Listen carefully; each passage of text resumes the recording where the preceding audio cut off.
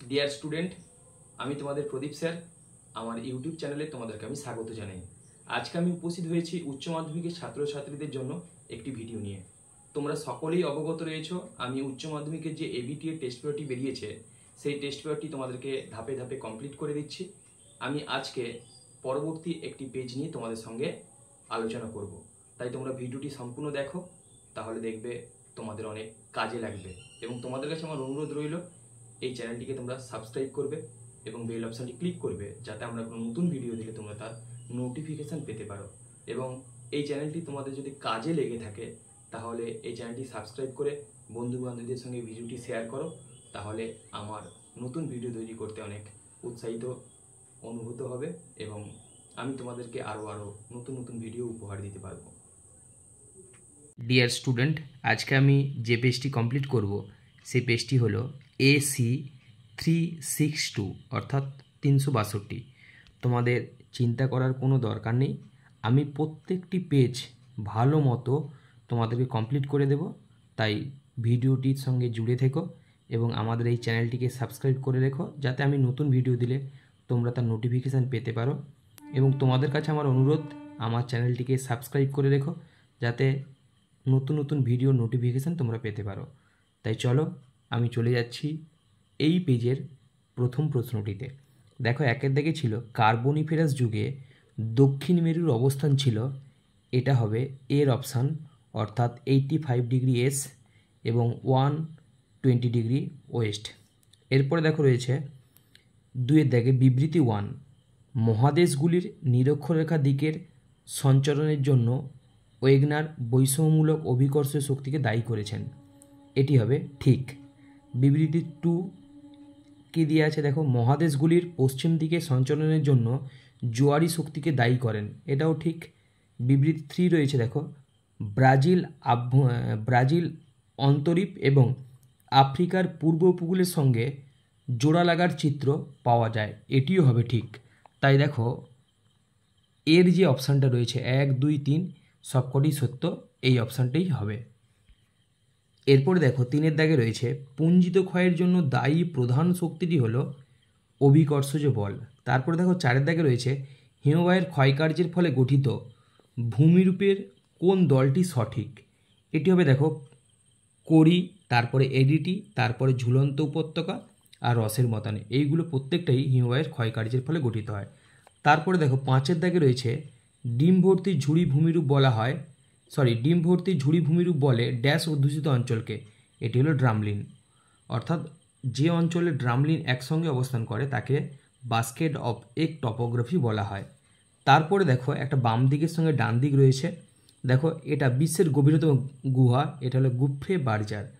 তারপর দেখো বিয়েরটা রয়েছে বিশ্বের বৃহত্তম স্ট্যালাকটাইট, এটি হবে ভিয়েতনামের, এই 3-এর অপশানটি হবে। তারপর দেখো গুহাস্তম্ভ, এটি হবে স্ট্যালাকটাইট এবং স্ট্যালাগমাইট পরস্পর সংযুক্ত হয়ে গেলে।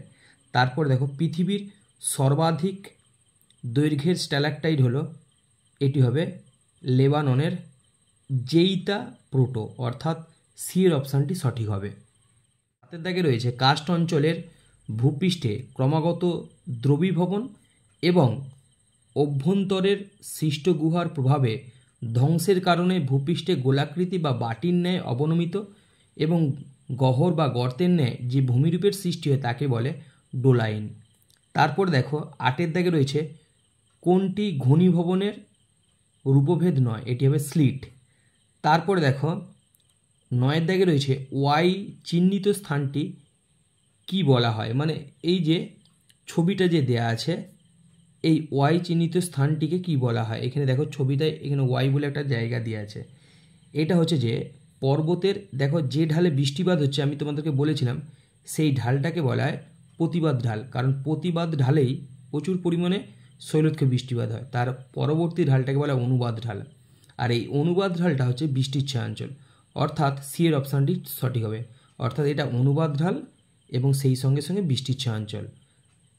তারপর দেখো 10-এর দাগের প্রশ্নটা রয়েছে মহাদেশের সন্নিকট থেকে গভীর সমুদ্রের তলদেশ পর্যন্ত ভূমিরূপগুলিকে ক্রমান্বয়ে সাজাও, এটি এর অপশানটি সঠিক হবে, কারণ প্রথমে রয়েছে মহিষোপান, তারপরে মহিঢাল, তারপরে সাবমেরিন ক্যানিয়ন, তারপরে সামুদ্রিক শৈলশিরা, তারপর হবে সমুদ্রখাত।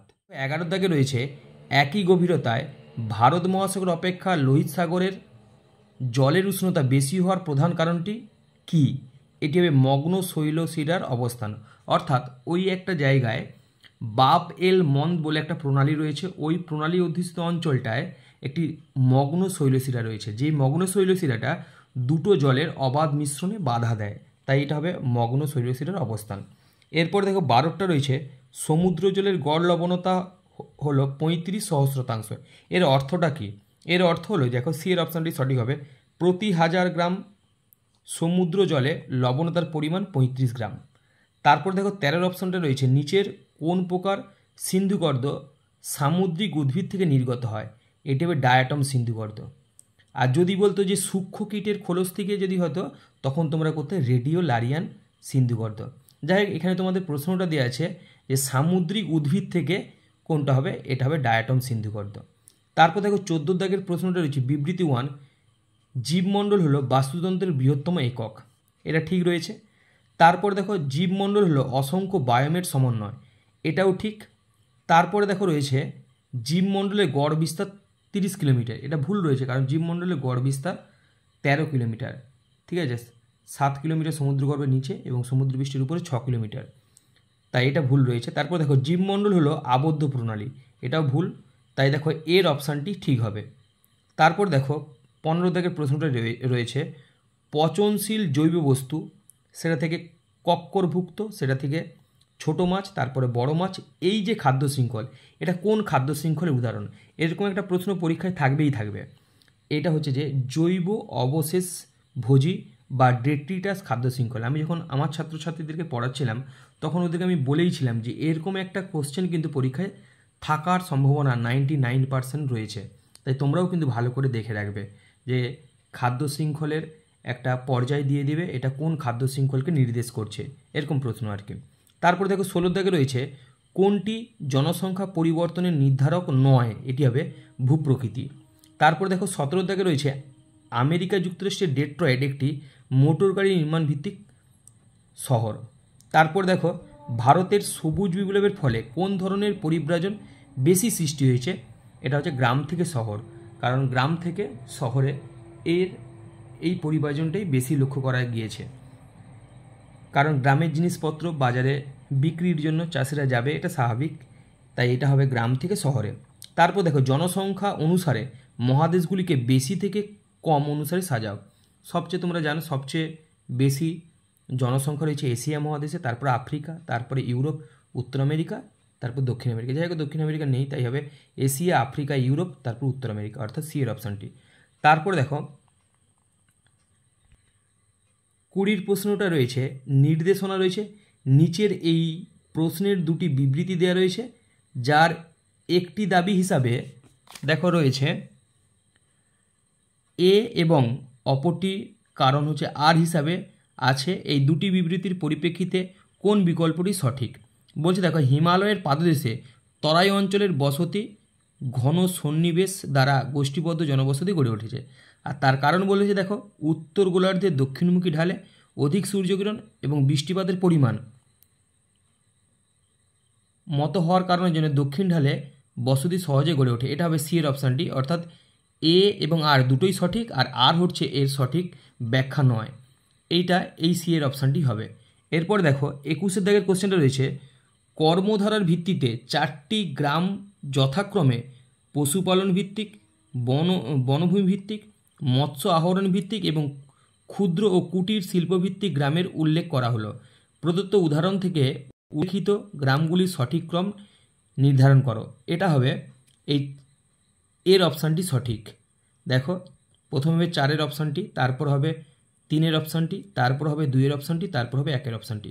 তাই 21 দাগের প্রশ্নের উত্তরটা হবে, আমি পড়ে তোমাদেরকে উত্তরটা বলছি, এর অপশানটি সঠিক হবে। স্বল্পোন্নত ও উন্নত ক্রমবর্ধমান জনসংখ্যার কারণে পিরামিডের আকৃতি হয় সমবাহু ত্রিভুজের মতো। আমি চলে যাচ্ছি 23 দাগের প্রশ্নটিতে।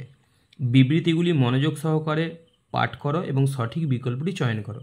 দেখো বিবৃতি 1-এ দিয়েছে কোনো অঞ্চলের মানুষের বন্টনগত তারতম্যের সূচক হলো জনঘনত্ব, এটি ঠিক রয়েছে। তারপরে হচ্ছে দেখো ভারতীয় জনগণনা অনুসারে মৌজাই হলো ক্ষুদ্রতম প্রশাসনিক একক হিসাবে বর্তমান। কারণ তোমরা সকলেই জানো যে ভারতের ক্ষুদ্রতম প্রশাসনিক একক হলো গ্রাম, এর পোশাকি নাম মৌজা, তাই এটাও ঠিক রয়েছে। 3 দেখে রয়েছে বন্যা কবলিত অঞ্চলের উচ্চভূমিগুলিতে গড়ে ওঠা গোষ্ঠীবদ্ধ বসতিগুলিকে বলা হয় জলবিন্দু বসতি, এটা রয়েছে ভুল। 4 দেখে রয়েছে 3 দিক থেকে আসা 3টি সড়ক পরস্পরের স্থূলকোণে মিলিত হলে এবং 3টি সরল রাস্তার উভয় পাশে বসতি গড়ে উঠলে ইংরেজি বর্ণমালার ওয়াই আকৃতির মতো বিন্যাস সৃষ্টি হয়, এটা কিন্তু ভুল রয়েছে। তাই দেখো এটা হচ্ছে যে অপশান বি এরটা ঠিক, অর্থাৎ 1 এবং 2 ঠিক আর 3, 4 মিথ্যা। তোমরা এই অনুচ্ছেদটি পড়লে 24 এবং 25-এর প্রশ্নটা করতে পারবে। দেখো আমি অনুচ্ছেদটা পড়ে 24-এর দাগের প্রশ্নটা বলছি। দেখো, যে শহরে জনসংখ্যা 10 লক্ষের অধিক তাকে বলে মহানগর। আর 25-এর দাগের প্রশ্ন রয়েছে ভারতে মেগাসিটির সংখ্যা হলো 3টি। তোমরা ভালো করে পড়বে, দেখবে উত্তরগুলো এটাই হবে।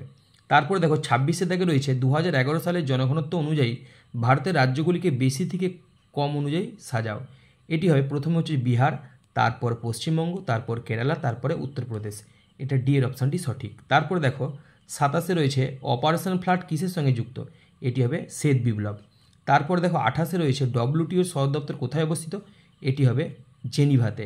29-এর দাগে রয়েছে ভারতে হীরক চতুর্ভুজ নির্মাণের মূল উদ্দেশ্য হলো, এটা হবে সারা ভারতকে রেলপথের মাধ্যমে যুক্ত করা। তোমরা জানো এই হীরক চতুর্ভুজ এটা 4টা শহর, দিল্লি, মুম্বাই, চেন্নাই, কলকাতা, এই 4টা শহরকে যখন রেলপথের মাধ্যমে যুক্ত করা হয় তখন তাকে হীরক চতুর্ভুজ বলা হয়। আর এই 4টি শহরকে অর্থাৎ দিল্লি, মুম্বাই, চেন্নাই, কলকাতা, এই 4টি শহরকে যখন সড়ক পথের মাধ্যমে যুক্ত করা হয় তখন তাকে বলা হয় সোনালী চতুর্ভুজ।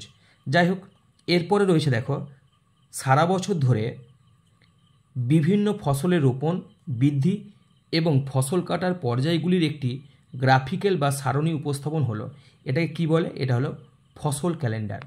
এরপর দেখো 31-এর দাগের প্রশ্নটি ছিল গুজরাটের লাম্বা, তামিলনাড়ুর কামুথি এবং উত্তরপ্রদেশের নারোরা আর পশ্চিমবঙ্গের দুর্গা দুয়ানি, এই যে জায়গাগুলো রয়েছে এগুলো বিদ্যুৎ কেন্দ্র। প্রত্যেকটা বিদ্যুৎ কেন্দ্র কি বিদ্যুৎ কেন্দ্র সেটাকে সাজাতে বলছে। গুজরাটের লাম্বা হচ্ছে যে বায়ু বিদ্যুৎ কেন্দ্র, তামিলনাড়ুর কামুথি হচ্ছে যে সৌর বিদ্যুৎ কেন্দ্র, উত্তরপ্রদেশের নারোরা হচ্ছে পারমাণবিক বিদ্যুৎ কেন্দ্র এবং পশ্চিমবঙ্গের দুর্গা দুয়ানি হচ্ছে যে তোমার জোয়ারভাটা কেন্দ্র, অর্থাৎ এর অপশানটি সঠিক হবে। 32-এর দাগে প্রশ্ন হয়েছে মধ্যপ্রাচ্য থেকে ভারত তেল আমদানি করে এবং আকরিক লোহা জাপানে রপ্তানি করে। এই যে ব্যবসা বাণিজ্যটা হচ্ছে এটা কোন ধরনের ব্যবসা বাণিজ্যকে নির্দেশ করছে? দেখো এটা হলো আন্তর্জাতিক বাণিজ্য। এরপর দেখো 33-এর দাগের প্রশ্নটি রয়েছে গাঙ্গেয় উপত্যকা অঞ্চলে পাট চাষ ভালো হয়, আর তার কারণটা দিচ্ছে। দেখো গাঙ্গেয় উপত্যকা অঞ্চলে পর্যাপ্ত পরিমাণে বৃষ্টিপাতের জন্য পাট চাষ ভালো হয়। এটি ডি এর অপশানটি সঠিক হবে, অর্থাৎ এ এবং আর দুটোই সঠিক, আর আর হচ্ছে এর সঠিক ব্যাখ্যা। তারপর দেখো 34-এর দাগের প্রশ্নটি রয়েছে মধ্য ও পূর্ব ভারতের একটি লৌহ আকরিক কেন্দ্রের নাম হলো নোয়ামুন্ডি। আর এই পেজের শেষ প্রশ্নটি রয়েছে কুদেরমুখ লৌহ আকরিক খনি কোন রাজ্যে অবস্থিত? এটি হবে কর্ণাটক। তোমাদেরকে আজকে এই পেজটি কমপ্লিট করে দিলাম। তোমাদের কোনো চিন্তা করার দরকার নেই, সকলেই জানো আমাদেরও পরীক্ষা রয়েছে, আমাদেরকেও পড়তে হয়। সেপ্টেম্বর মাসে আমাদের সকলেরই ড্রিম প্রফেশন স্কুল সার্ভিসের পরীক্ষা রয়েছে। শত ব্যস্ততার মাঝে থেকেও আমি তোমাদেরকে এই পেজগুলো আস্তে আস্তে কমপ্লিট করে দেব।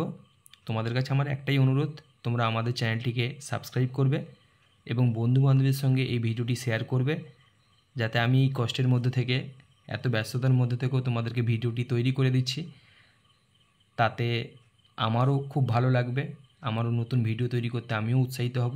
তাই তোমাদের কাছে অনুরোধ, ভিডিওটি সাবস্ক্রাইব করবে এবং বেল অপশানটি ক্লিক করে আমাদের পাশে থাকবে। সকলে ভালো থেকো, দেখা হচ্ছে নেক্সট ভিডিওতে।